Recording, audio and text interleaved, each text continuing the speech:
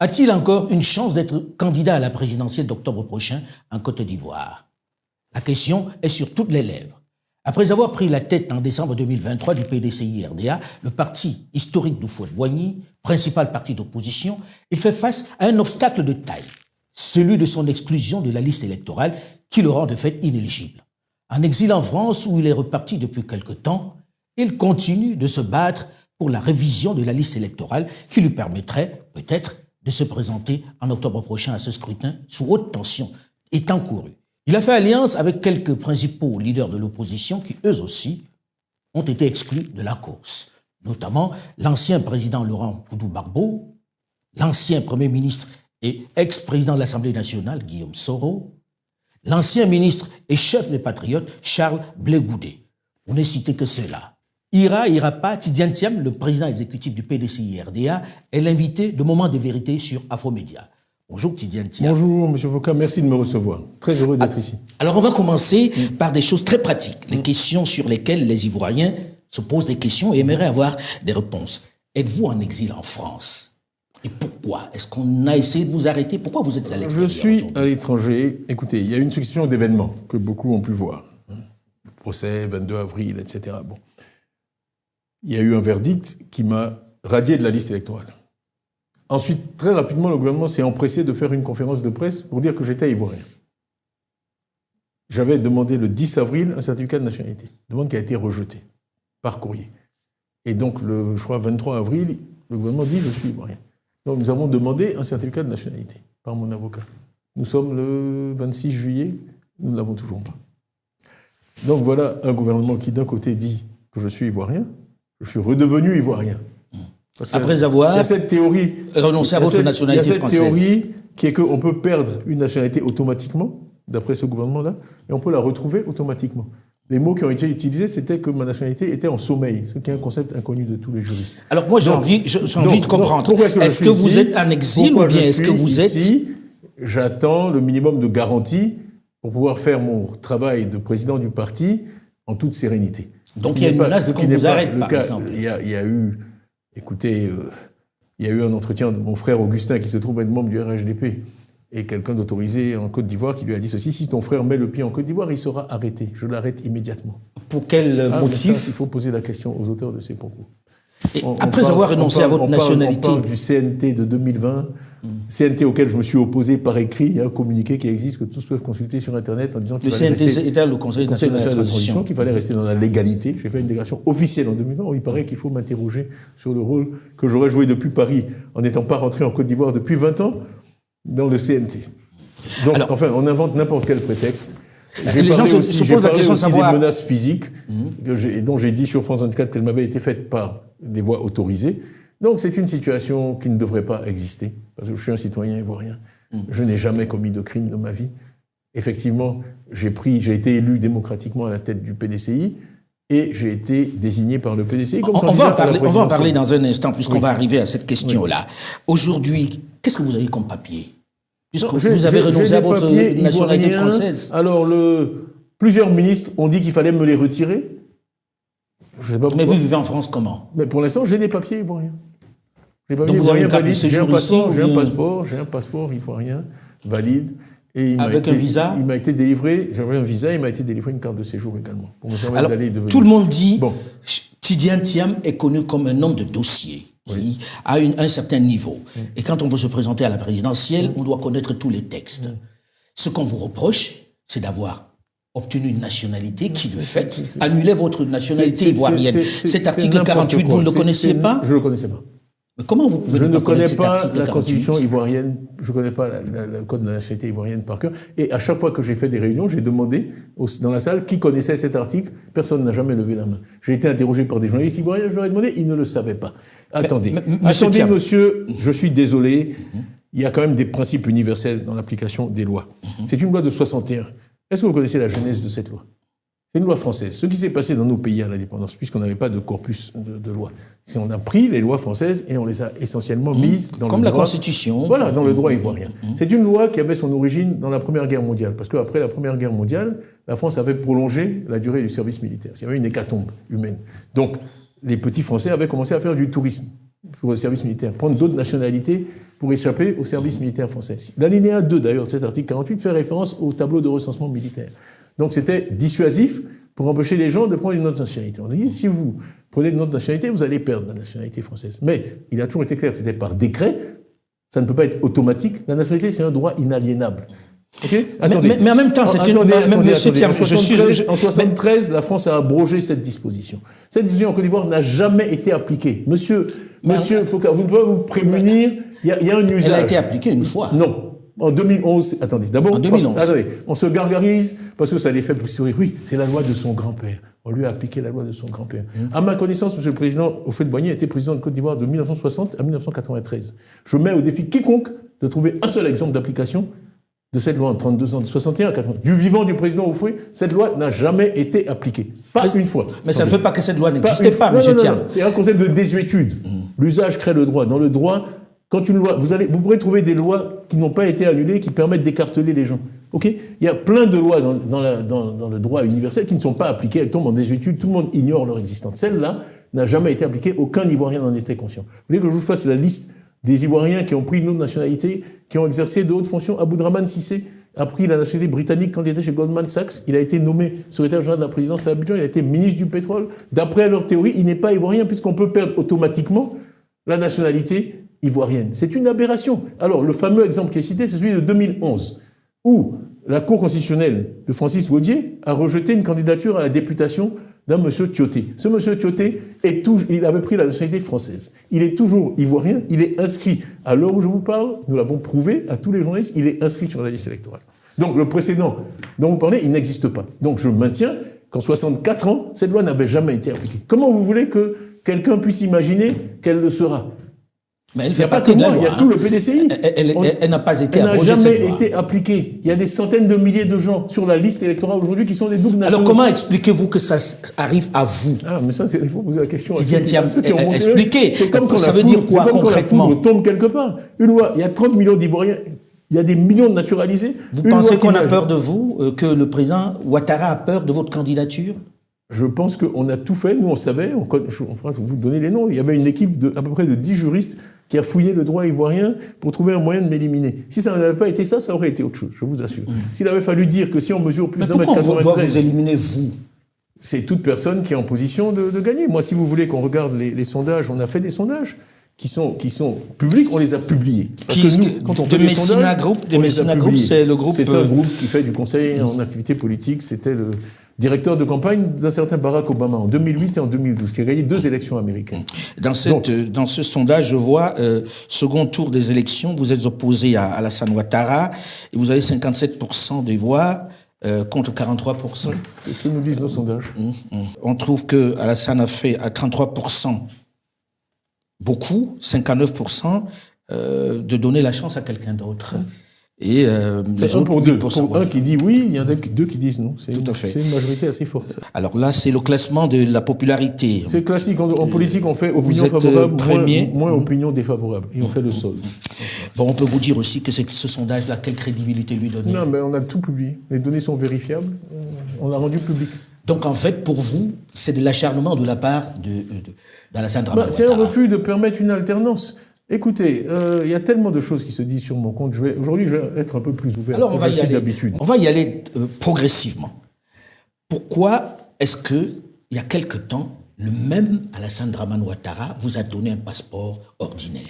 D'abord, quand je l'ai vu, je lui ai dit que je n'avais plus de papier ivoirien. Donc, il était bien clair que j'ai bien dû vivre pendant toutes ces années avec une nationalité.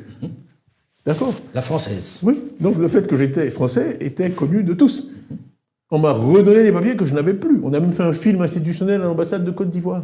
Pour fêter, j'ai rempli les formulaires. Sur ordre du président Ouattara? Oui, bien sûr. Bien sûr. Et quel était le deal? Parce qu'il ne vous a pas donné ça sans deal, M. Thiam. Il y avait un deal quand même. Absolument pas de deal. M. Thiam, j'ai envie de vous poser la question de façon très claire. Absolument pas de deal. Il a été dit que vous lui avez promis que vous ne serez pas candidat s'il était candidat lui aussi. Je vais vous raconter, cette histoire circule tellement, promue par beaucoup de gens au RHDP. Je vais vous dire moi ce qui s'est passé.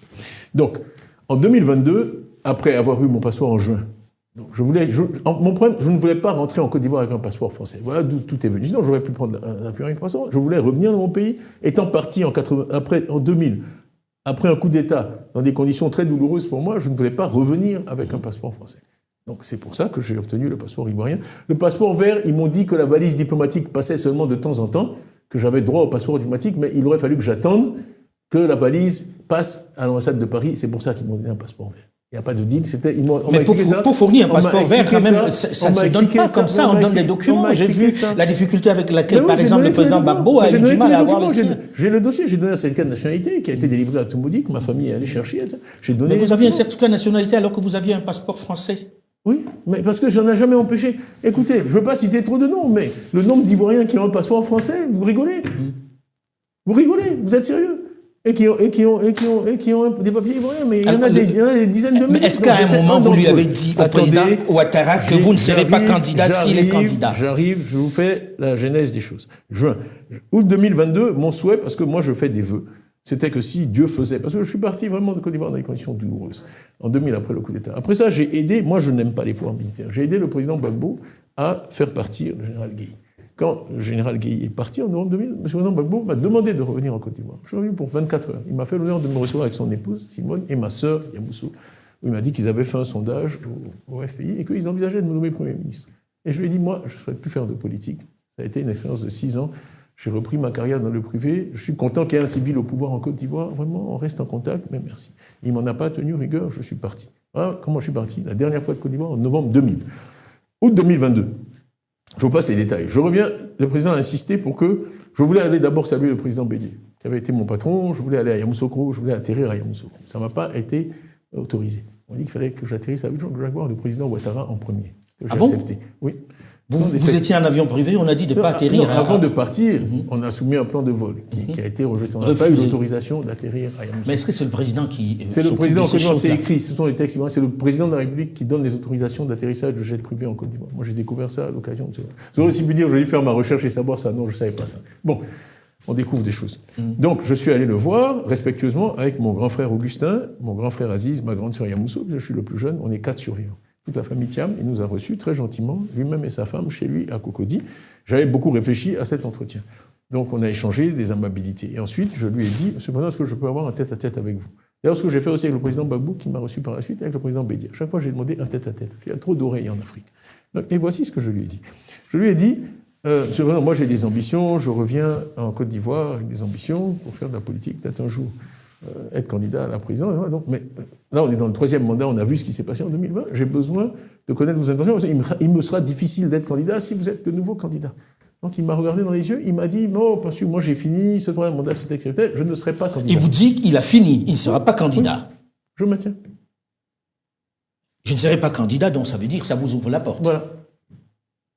Mais d'où vient-il alors qu'on dise que non, vous aviez promis... Ça, c'est eux qui le répètent.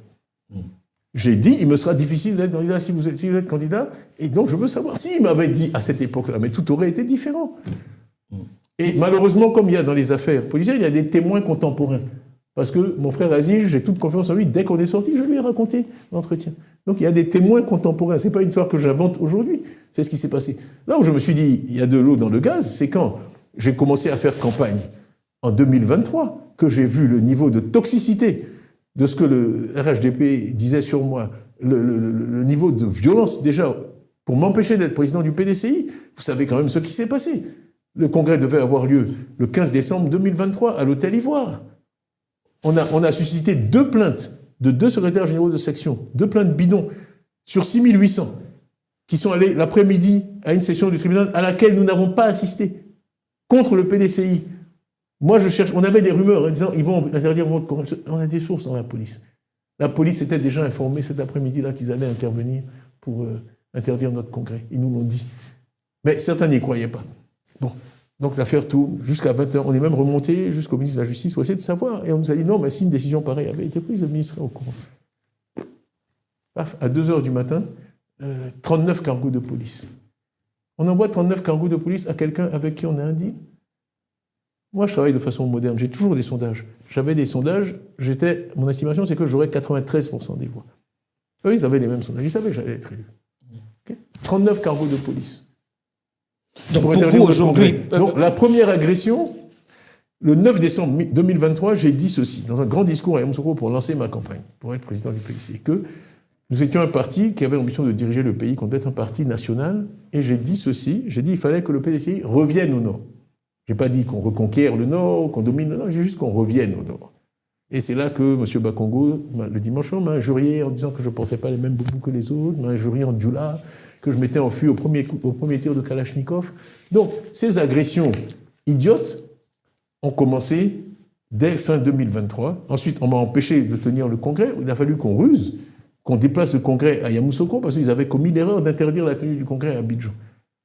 D'accord? Donc on a décidé de le tenir le samedi à Abidjan. Et le jeudi, les deux mêmes ont reporté plainte. Le jeudi à 17h, ils étaient prêts. La même juge d'ailleurs, qui a statué le 22 avril 2025, c'est la même juge, qui a fait l'opération du 15 décembre 2023, interdisant mon congrès, qui ensuite le jeudi devait statuer sur la nouvelle plainte, parce que maintenant il voulait qu'il soit interdit pour toujours, sur toute l'étendue du territoire, d'élire un nouveau président. Où est-ce qu'on a vu un parti comme le PDCI? Et c'est la décision de justice qui était prête. J'ai dû ruser. On a trouvé le matin un des deux qui était caché à Grand Laou. On l'a ramené à Abidjan et on les a convaincus tous les deux. Ils ont retiré leur plainte à 16h45. Voilà comment l'affaire a pu se faire. Et j'ai pu être élu le samedi avec 96,47% des voix. Alors, qu'est-ce qui peut susciter autant d'animosité? Est-ce que ça veut dire très clairement que même si ce n'est pas encore annoncé, il est clair que le président Alassane Dramane Ouattara sera candidat? Ça ne fait pas l'ombre d'un doute.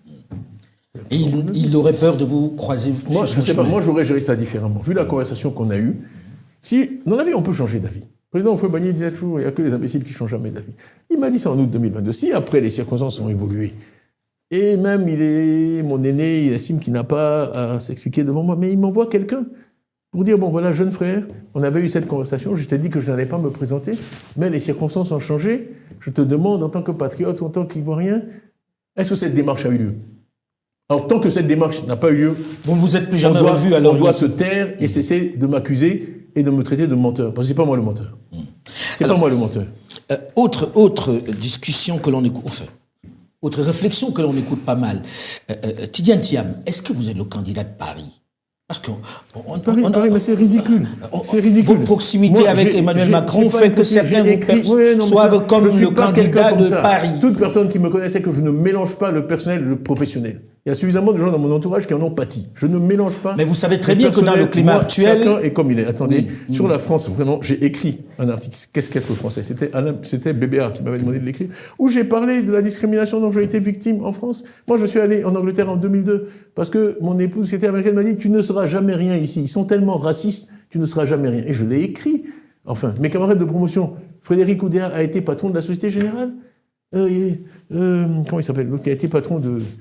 Son nom m'échappe, je suis fatigué. De BNP Paribas, son nom me reviendra. Il est de ma promotion. Tous mes camarades de promotion, patrons de LVMH. Et moi, j'avais aucune proposition. Je suis allé en Angleterre. En 7 ans, je suis devenu... Oui, mais peut-être qu'on se repêche un peu en se disant, Tidiane Thiam, il va être un bon collaborateur. Ils m'ont donné des prix. Il y a eu la France, cet homme que la France regrette d'avoir laissé partir. J'ai eu tout ça. La France sait très bien que...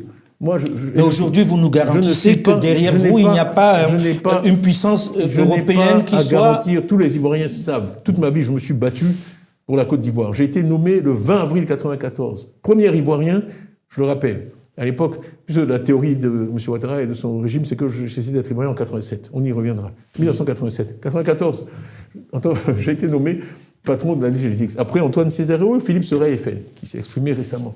Bon, j'ai été nommé. Il y avait 150 expatriés à la DCGTX sur 4000 employés. Il y avait donc 3850 Ivoiriens. Les 150 expatriés faisaient pratiquement 50% de la masse salariale.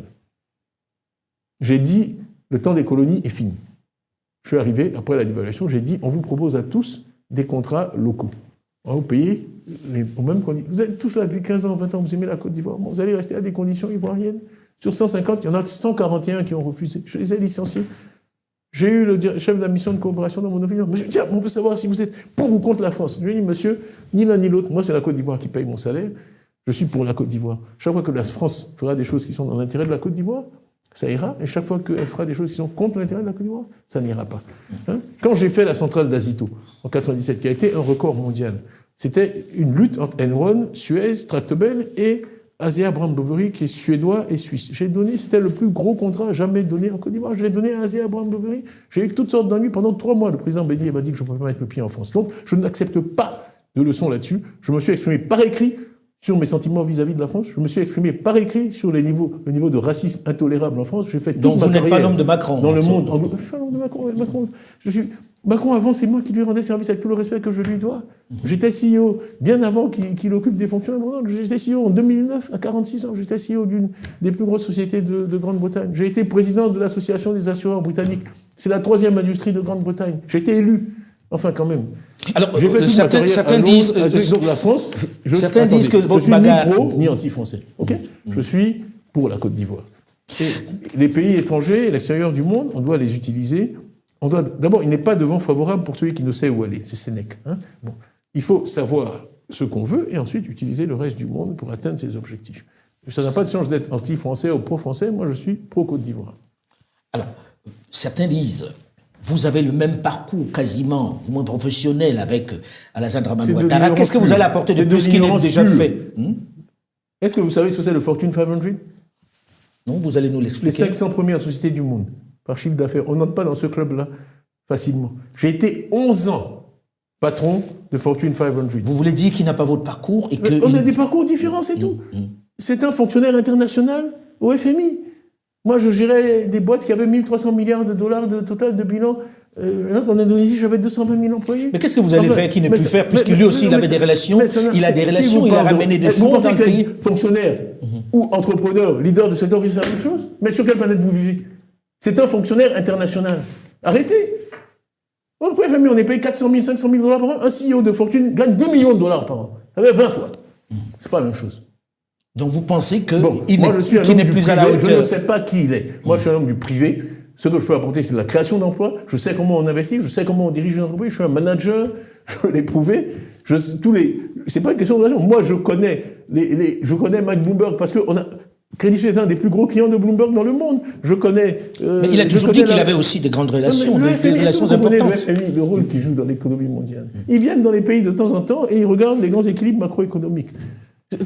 Ça n'a rien à voir avec être sur les marchés tous les jours et que ça a un impact sur votre compte d'exploitation. Alors si vous deviez dresser son bilan aujourd'hui, on n'a rien à voir. Si vous deviez dresser son bilan... Je ne dis pas qu'il a un mauvais profil, je dis juste que de dire qu'on a le même profil, c'est de l'ignorance pure. Voilà. Mais est-ce que son bilan est mauvais? Être au FMI, ou être patron d'une fortune aujourd'hui, c'est la même chose, c'est de l'ignorance pure, ça n'a rien à voir. C'est comme jouer au football et jouer au hockey, c'est 2 sports différents. Voilà, point à la ligne. Bon, son bilan, je l'ai dit, moi je ne me contredis pas. J'ai adopté un ton très conciliant, même quand on m'a envoyé 39 bus pour m'empêcher, alors qu'on avait un deal, non certain. 39 bus de police. J'ai dû aller le 16 au matin, parce que c'est un plan en 2 phases. C'est un commissaire qui me l'a dit. Le but, c'était de créer de la violence pour pouvoir m'arrêter. Bon, dire que j'avais suscité des violences. Quand ils sont venus à 2h du matin chasser nos gens qui étaient en train d'installer les micros, etc., on a dit du calme. À 7h du matin, j'ai fait un communiqué disant aux militants de grâce, soyez calmes, c'est de la provocation, ne réagissez pas. On m'a dit d'ailleurs que c'est un communiqué qui allait très haut dans l'administration américaine. On a dit, voici un comportement exemplaire d'un opposant africain qu'on aimerait voir dans plus d'endroits. Ensuite, quand ça a chauffé, comme ça n'a pas marché, ils sont allés occuper le siège du PDCI.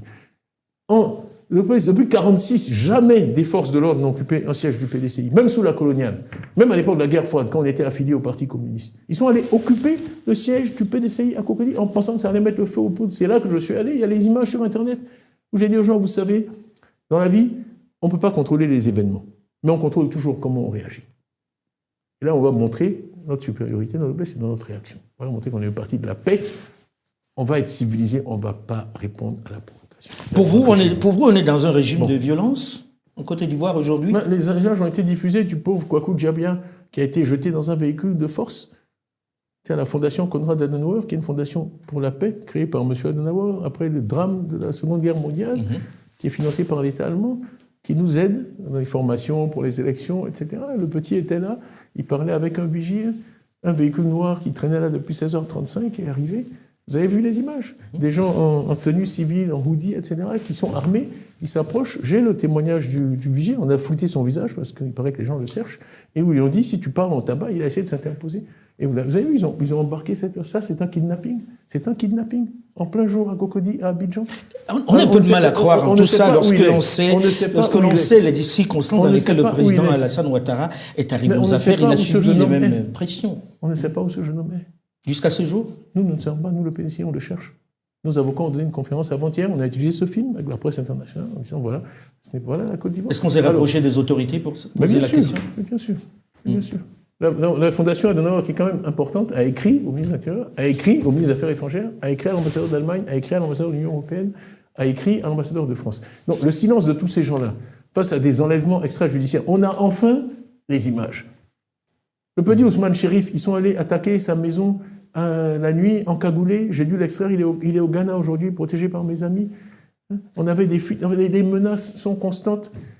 Mon frère Aziz a été arrêté à sa sortie avec toute l'informatique qu'on a. Après, on lui dit, il y a erreur sur la personne. Aziz Thiam, ancien ministre des Transports, arrêté. Mais Tidjane Thiam, vous êtes censé être candidat, en tout cas c'était l'ambition. Avec tout ça, qu'est-ce qui vous reste comme chance? Qu'est-ce qui vous fait encore aujourd'hui croire que vous pouvez retourner en Côte d'Ivoire et participer à cette élection présidentielle d'octobre prochain?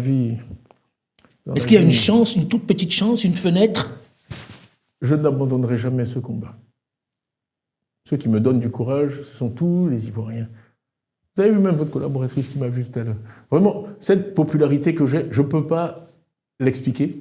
Quelquefois, il y a une relation entre un homme et son peuple qui n'est pas explicable. Les Ivoiriens m'ont donné tellement d'amour.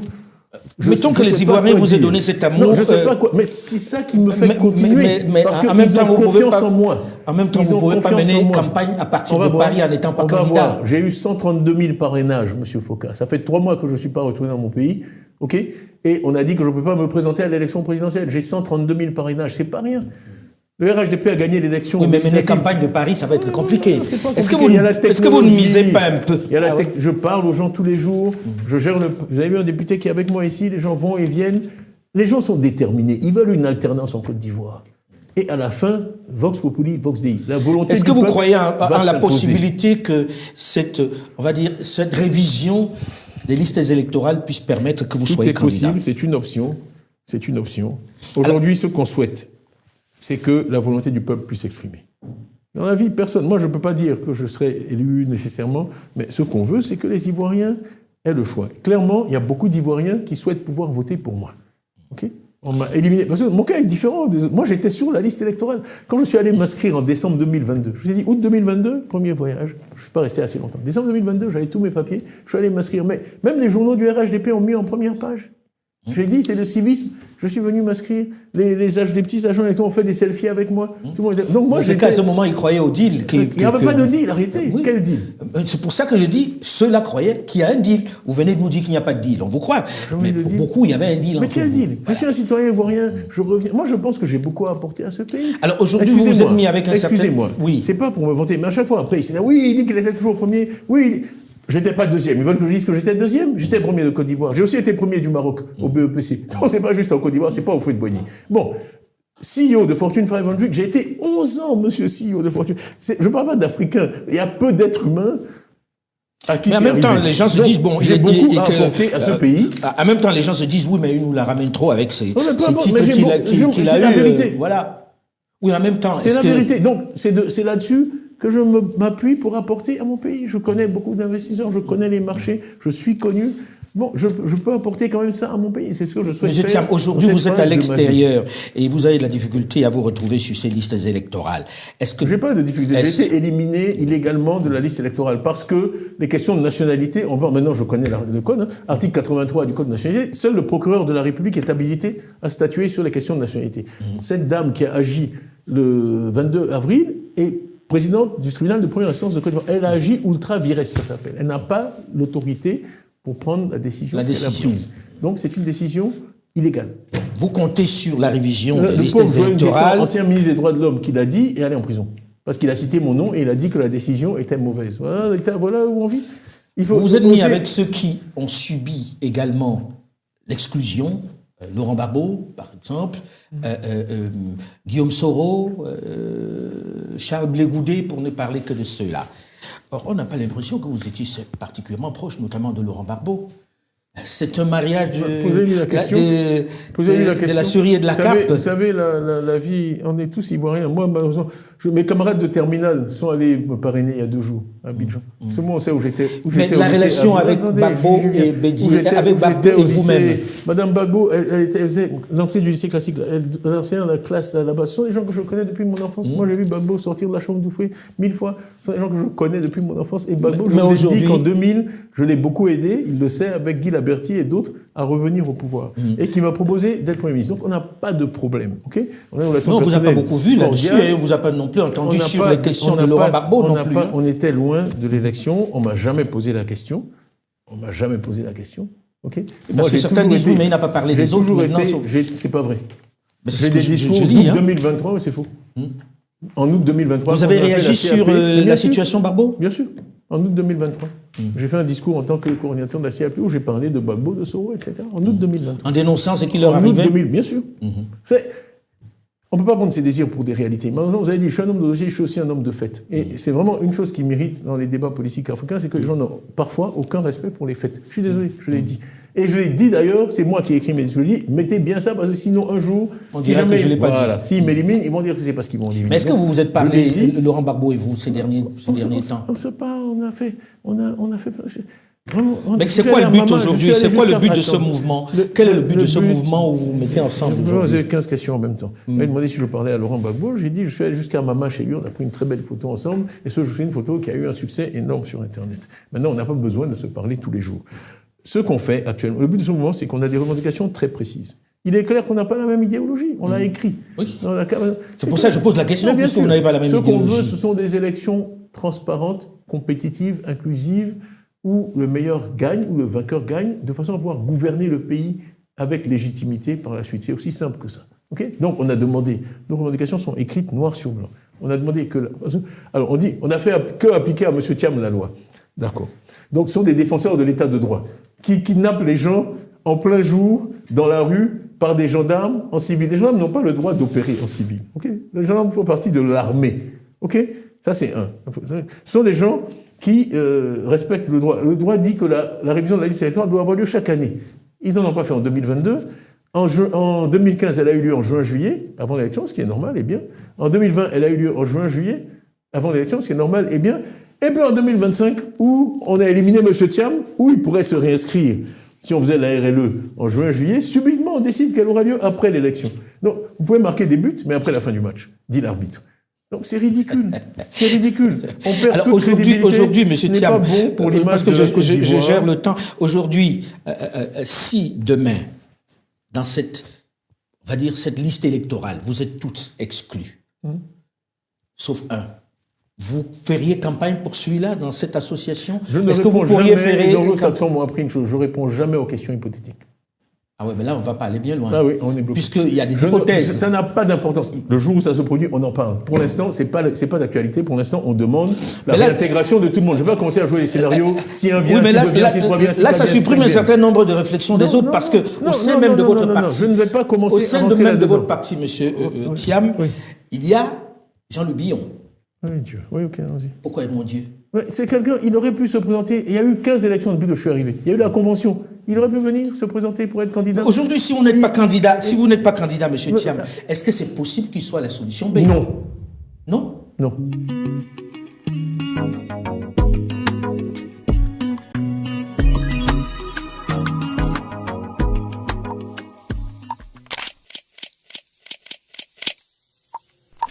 Nul n'a le droit d'effacer une page de l'histoire d'un peuple, car un peuple sans histoire est un monde sans âme. Le grand jour tant souhaité est enfin arrivé. Indépendance, en vertu du droit de peuple à disposer de l'air. De ce moment et à jamais, notre État libre et indépendant. Il n'y a pas de dignité sans liberté. C'est par la lutte qu'elle a été conquise. La patrie ou la mort. En Afrique, il y a un grand diable qui vend les autres Africains. Nous traiterons la pauvreté dans la liberté, à la richesse dans l'esclavage. Mobutu Sese Seko Kukumbendu Wazabanga. C'est une question de dignité. Connaissez-vous un seul juif au monde qui porte un nom zaïre? Después de haberlos ultimado bajo la estatua del profesor Lumumba, nous avons connu les ironies, les insultes, les coups que nous devions subir matin, midi et soir, parce que nous étions des nègres. Si un journal français m'attaque, un journal gabonais attaquera Mitterrand. Ah, c'est fini cet état des choses. Vive la liberté, vive le Cameroun indépendant. C'est nous-mêmes qui luttons, c'est le peuple congolais qui lutte, c'est l'armée populaire de libération. la patrie ou la mort, la patrie ou la mort.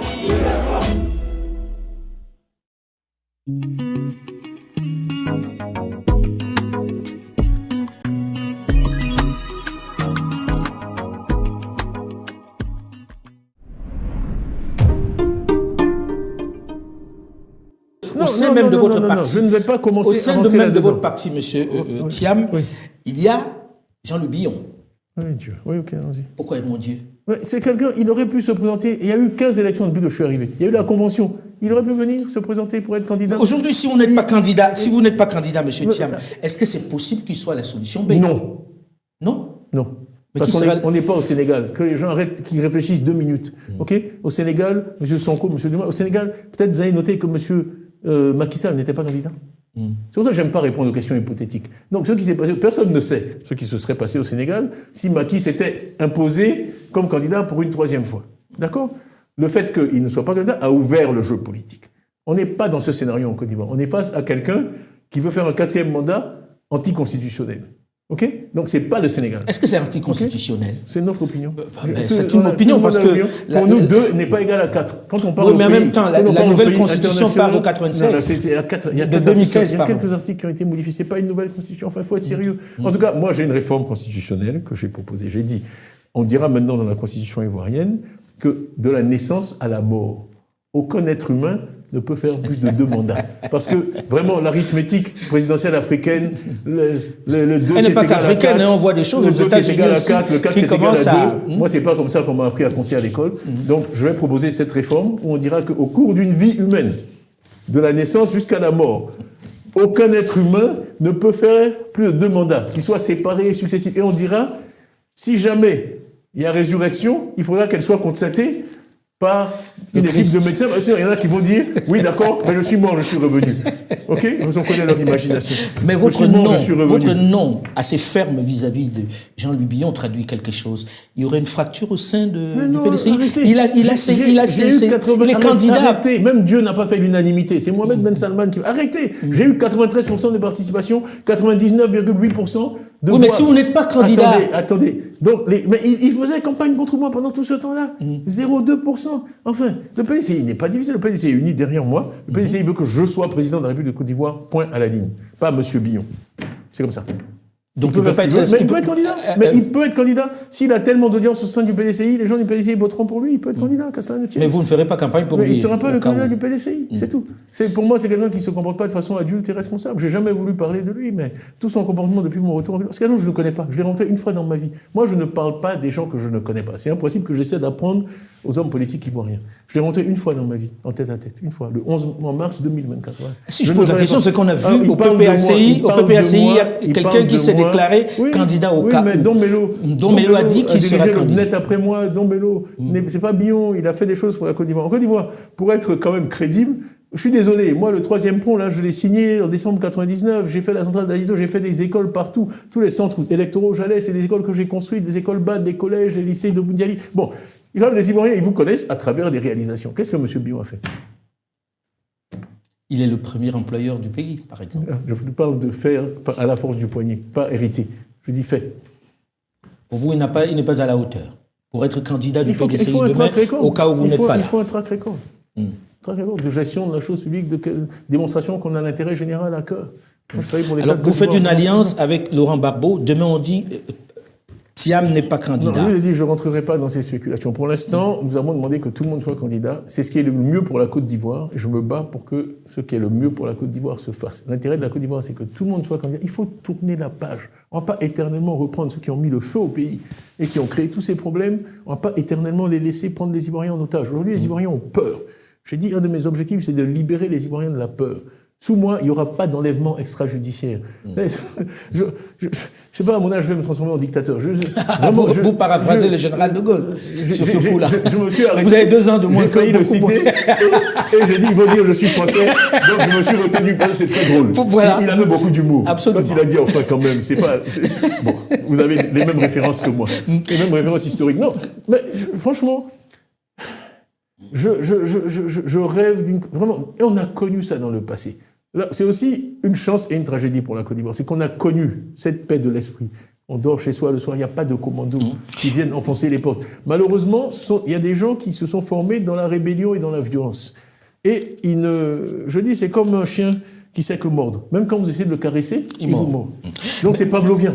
La violence verbale, l'agressivité... Tous ces gens qui Mais en même temps, vous appelez le 2 août les populations, vos partisans, à descendre dans la rue pour marcher avec le PPACI. On peut dire aussi, ça peut dégénérer. À chaque fois, il y a eu des tentatives d'infiltration. Dieu merci. Vous êtes sûr que ça ne va pas dégénérer vu le niveau de tension sur la question? On fera tout ce qui est en notre pouvoir pour que ça ne dégénère pas. On n'est que des êtres humains. Jusqu'ici, on a eu des alertes. Vous savez, il y a beaucoup de patriotes en Côte d'Ivoire. Vous seriez surpris d'aller dans mon téléphone, de voir combien de rapports nous avons de policiers, de militaires, qui nous renseignent. Parce que, vous savez, l'Ivoirien n'aime pas l'injustice. C'est vraiment quelque chose de beau dans notre peuple. L'Ivoirien n'aime pas l'injustice.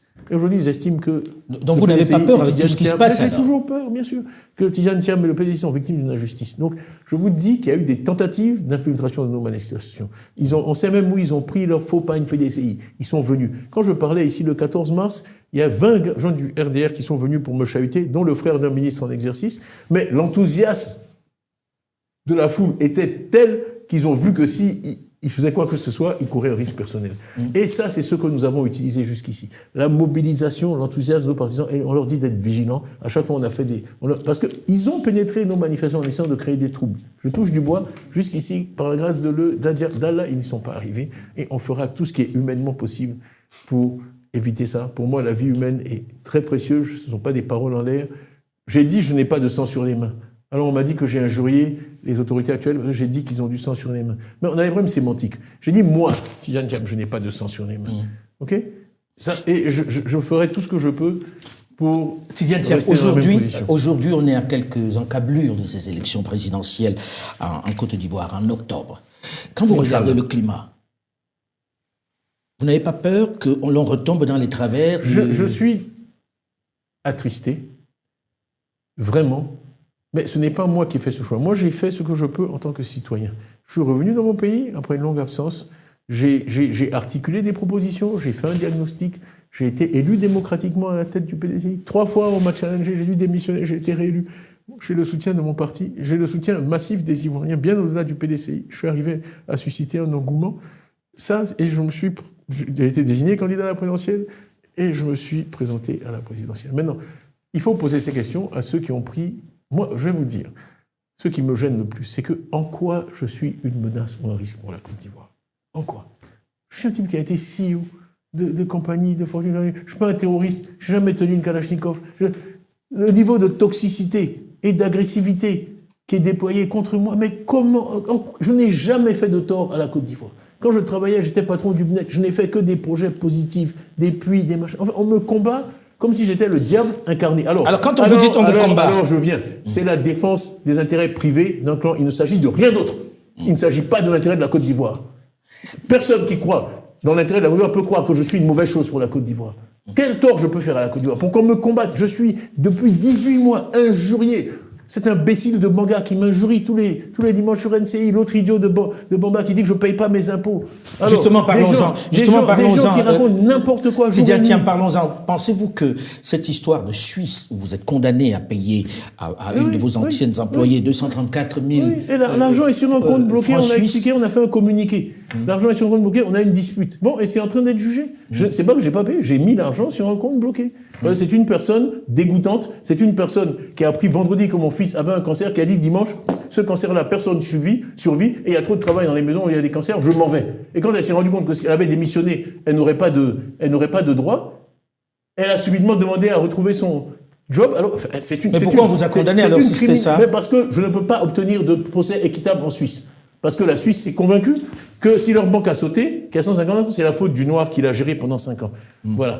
Et que moi, je l'ai laissé avec ses meilleurs résultats sur 10 ans, mais je ne peux pas. Je n'ai pas gagné un seul procès en Suisse. Okay, la justice suisse, pour moi, est raciste et absolument, systématiquement, avec des dossiers en béton. Mes avocats, même, leurs bras, ils ne pensaient pas que c'était possible. Que l'on puisse vous condamner. Oui, cette femme nous a volé. Elle a volé notre argent. Ils ont refusé. Ils sont allés saisir. Quand elle nous a fait chanter, ils sont allés saisir son téléphone. Ils lui ont rendu. Elle a aussi des complicités en Suisse. Des gens qui la protègent. De la part de qui? Non, vous pensez qu'à la Côte d'Ivoire, ceux que vous accusez sont allés jusque là-bas? En tout cas, ils en font leur chou gras. Mais moi, ça m'est égal. Cette femme, c'est une ordure. Je vais vous dire sur la Suisse. Mon livre sort bientôt. On va en parler. Quand mon fils est mort du cancer, ils l'ont mis dans un tabloïd suisse avec sa photo en disant le fils du CEO de Crédit Suisse est mort. Depuis que la Suisse existe, ça n'est jamais arrivé. Je ne suis pas le premier CEO dont le fils meurt. Et pourquoi est-ce qu'il y a eu cette animosité vis-à-vis de vous? C'est du racisme. Alors, ce qui me déçoit le plus, moi, partout où des Noirs sont victimes de racisme, je les défends. Ce qui me déçoit, c'est que des gens de mon pays, alors que je ne suis attaqué que pour des raisons racistes, se fassent la chambre de résonance de ça et le multiplient. Eh bien, ce sont des oncles Tom. Ce sont des esclaves des Blancs et ce sont des oncles Tom. Voilà. Alors, il nous reste peu de temps, on va passer sur un autre sujet. Vous connaissez l'oncle Tom? Ça. Voilà. Voilà. Ce sont ceux qui applaudissent quand on s'en prend à un noir parce qu'il est noir. Tout à fait. Les nègres de salon, en gros. Voilà. Autre sujet. La Côte d'Ivoire a des voisins, le Mali, le Niger et le Burkina Faso, qui sont des pays de l'AES. Je n'ai pas beaucoup entendu Tidjane Thiam parler parlé de ça plein. Alors, j'ai parlé du Conseil vous êtes président, vous êtes président de la Côte d'Ivoire demain. Vous n'écoutez pas bien quand je parle. Oui, il paraît que la Côte d'Ivoire. Non, mais vous prenez d'ouest en est. Il y a le Libéria, il y a la Guinée, il y a le Mali, il y a le Burkina, il y a le Ghana. Ok? Quand vous allez là-bas à l'ouest, c'est les mêmes populations des deux côtés de la frontière qui parlent la même langue. Vous montez vers la Guinée. Déjà, maintenant, les Baoulés sont en train de planter du cacao en Guinée. En Guinée. Ok? Bon. C'est les mêmes populations. Vous allez au Mali, des deux côtés de la frontière, c'est la même chose. Vous allez au Burkina, c'est la même chose. Au Ghana. Donc la Côte d'Ivoire, c'est une mosaïque. Ok? Donc vraiment, vous savez, le président Houphouët disait toujours, et ça je l'ai dit 10 000 fois dans 10 discours, un pays ne doit pas aspirer à être une oasis dans le désert. Et moi, je me suis permis d'ajouter à sa phrase, parce que c'est toujours le désert qui gagne. Okay? Donc, cette idée d'une Côte d'Ivoire forteresse, qui se protège de l'AES, c'est ridicule. Okay? Je suis contre, je l'ai dit, et je veux dire, j'ai de bonnes relations avec un certain nombre de gens dans ces pays-là. C'est ridicule. Donc, il faut du président demain, il renoue les relations avec l'AES. On revitalise, bien sûr, le Conseil de l'entente, mais bien sûr, on ne peut s'en sortir qu'ensemble. La Côte d'Ivoire sera toujours tirée vers le bas. Mais je vois, vous dites Conseil de l'entente, vous ne dites pas AES. Mais c'est les mêmes pays. Mais ils ont créé leur entité. Oui, très bien, on travaillera avec eux. Ils peuvent l'appeler comme ils veulent, c'est leur droit. Ce que je dis, c'est que moi, j'ai vu le président Houphouët-Boigny payer les salaires de la Haute-Volta, des fonctionnaires voltaïques, avec de l'argent du contribuable ivoirien, plusieurs fois. Parce qu'ils comprenaient, le président Yamoussoukro, je l'ai connu à Yamoussoukro, tous ces gens-là, la Misana, Sankara, ils comprenaient que tout ça, c'est un continuum. Ok? Il y a des gens qui sont venus d'Europe, qui ont tracé des frontières. Donc vous n'approuvez pas cette sanction vis-à-vis de ces Moi, je trois dis, États. il faut toujours dialoguer. Pourquoi? Dans les demandes qu'on a vis-à-vis du gouvernement, pas du RHB, donc il y a le dialogue. La Côte d'Ivoire, c'est le pays du dialogue, pas le pays de la Kalachnikov. C'est le pays du dialogue. Ok? C'est ça notre culture. Donc, on doit dialoguer. Ok? On doit dialoguer avec ces gens-là, on doit les écouter, on doit leur parler. Ça ne mène à rien. On ne peut pas faire une forteresse Côte d'Ivoire. Déjà, on n'a pas assez d'argent.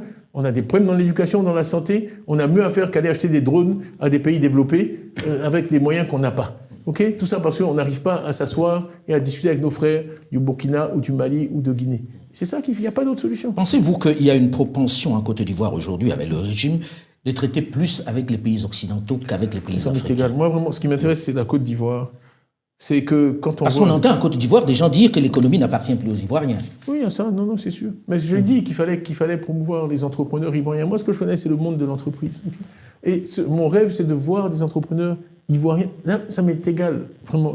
Ce qu'il faut, c'est qu'ils soient implantés dans l'économie locale. Le président, les gens comme Bloorn, ils ont fait des choses extraordinaires en Côte d'Ivoire.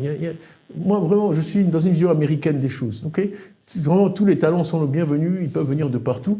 Tant que les gens sont là, qui s'attachent au pays, qu'ils investissent dans le pays, tant mieux. Et bien sûr, également, des Ivoiriens. Mais c'est un... J'ai toujours dit, voilà, il faut donner la priorité aux entreprises nationales. Moi, j'ai été à la tête de grands groupes internationaux. Quand on regarde les pays... Je dis, c'est comme quand vous visitez une planète en science-fiction. Avant d'aller enlever votre scaphandre, vous allez voir s'il y a de la vie. local. S'il n'y a pas de vie, vous allez garder votre casque. Donc, quand on regarde les pays où investir, on demande toujours d'abord comment se portent les entreprises locales. Non, comment se portent les entreprises locales? Est-ce qu'il y a des entreprises locales à succès? Quand il n'y en a pas, vous dites, bon, moi qui arrive de Londres, là, si dans ce pays A, les entreprises qui parlent la langue, qui sont nées là, qui n'y arrivent pas, moi, j'y vais pas. Donc, pour attirer l'investissement étranger, ce qui est un objectif pour beaucoup de pays africains, il faut d'abord vraiment assurer la prospérité des entreprises locales, qu'elles se développent. Parce que quand les étrangers viennent aussi, ils veulent des partenaires. Donc ils vont dire, quelles sont les 5 premières entreprises locales avec qui on va... Non, c'est la même chose. En fait, c'est un cercle vertueux. Assurer la promotion des entreprises locales, c'est ce qui va permettre d'attirer l'investissement étranger et d'accroître la croissance. Donc je dis que malheureusement, souvent, les États passent 80% de leur temps avec les entreprises étrangères. C'est une erreur. Il faut passer 80% de son temps avec les entreprises locales. Moi, quand j'étais en Grande-Bretagne, le Premier ministre Cameron, tous les mois, il avait une réunion avec nous, les principaux CEO du pays. Comme ça que je l'ai bien connu. Et il nous écoutait, il faisait le tour de table. Quels sont vos problèmes? Premier ministre de Grande-Bretagne, pays du G7, et il notait. Bon, ben, monsieur Thiam, je vais régler ça. Bon, monsieur, c'est cette attitude-là. Moi, c'est ce que j'ai appris des anglo-saxons. Vous voyez, le président Trump fait la même chose, le président Obama. Chez eux, c'est naturel. C'est le monde de l'entreprise. Comment dire ça? Il y a un problème dans le modèle français. Moi, c'est ça quand vous dites la France. Tout le monde sait qu'économiquement, je ne suis pas pour le modèle économique français. Moi, je crois dans le modèle anglo-saxon où l'État occupe la place que les entreprises lui laissent. OK? C'est pas le contraire. Voilà. Bill Gates, Tesla. Quand vous pensez aux États-Unis, vous pensez à quoi? Microsoft, vous pensez à Tesla, vous pensez... Tout le monde connaît le nom du patron de Tesla. Qui connaît le nom du secrétaire d'État au commerce? OK? Quand j'allais à Davos, Osborne, qui était le ministre des Finances, on rigolait toujours. Parce que moi, j'étais patron de privé, j'étais en business, il était en éco. À chaque fois, il me disait, bon, Titi, see you later. Et il me disait, je vais travailler vos livres de contribuables. Non, c'est le contraire sur l'ensemble du continent, on va dire. Mais c'est comme ça qu'une nation se développe, c'est comme ça que ces entreprises qui créent de la richesse paient des impôts qui ensuite permettent de faire des routes, des écoles, des machins, sans s'endetter. Parce qu'il y a une vraie création de richesse dans l'économie nationale. J'aurais voulu qu'on ait un peu plus de temps, mais... on a fini déjà? On a fini déjà. Le temps passe vite avec vous. Bon. En tout cas, j'espère que ceux qui nous ont regardés ont eu des réponses à leurs questions. Et puis bon vent dans cette aventure. Que Dieu vous entende. Et bon courage aussi, parce que ce que vous faites, c'est important d'informer l'opinion et de poser les bonnes questions. C'est vraiment important. Donc je vous remercie pour le temps que vous m'avez consacré à mon pays aujourd'hui. Bon vent et essayez de rester libre. Ce serait peut-être mieux. Libre au sens de... Libre... Pas en prison, libre au sens de la pensée. Pas en prison. Ah ça, je vais essayer, parce que j'ai pas envie de me faire arrêter. Je me dis, mais tu n'as qu'à revenir, tu vas être arrêté. Je dis, excusez-moi, je n'ai commis aucun crime. Donc, voilà. Merci, Tidiane. Merci à vous, Alain Foucault. Merci. Merci, Tidiane Thiam, d'avoir accepté de venir à un moment de vérité ici à Bagneux, dans nos studios. Bon vent pour la suite que nous suivrons avec attention. Au moment où nous enregistrons cette émission, nous découvrons en même temps la proclamation officielle de la liste des candidats dans un autre pays, le Cameroun, où le principal candidat de l'opposition a été purement et simplement exclu. On espère que les autorités compétentes sauront motiver cette décision comme l'exige la loi. On reste attentif à cette élection sous haute tension où le président Paul Biya, 92 ans, brigue un nouveau mandat. À suivre. En attendant, n'oubliez pas de télécharger gratuitement sur votre téléphone ou sur votre tablette, sur iOS ou sur Google Play, l'application Afromédia pour suivre, quel que soit l'endroit, l'ensemble de nos contenus qui vous proposent le narratif africain sans complaisance mais sans condescendance. À très vite.